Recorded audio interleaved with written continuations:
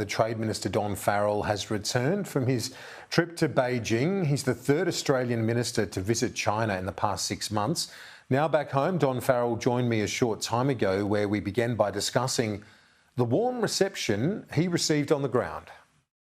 Look, it was a very welcoming visit, very positive, and yeah, we hit it off pretty well together, I think you'd say. He, to my surprise, organised a private visit to the Forbidden City. We didn't know that was coming, and of course that's a very great privilege to have done that.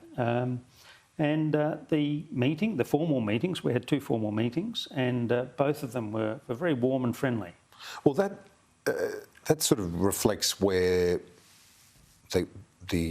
I guess the Chinese Communist Party's at in terms of wanting to re-engage. Yep. If he's allowed to take that approach, is that fair to say?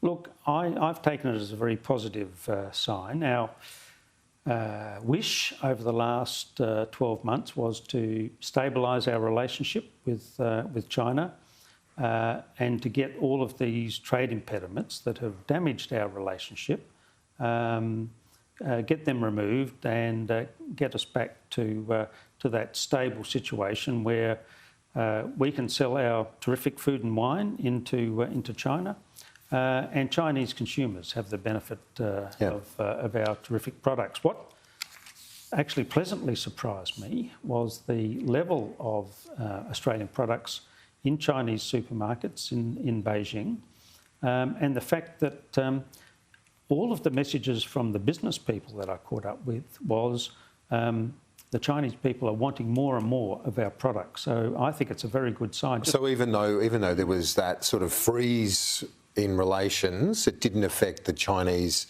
people's goodwill. No, and towards Australia. And I went to a supermarket and I was just blown away by just how many Australian products were actually on sale in the supermarket. You know, dairy products, beer.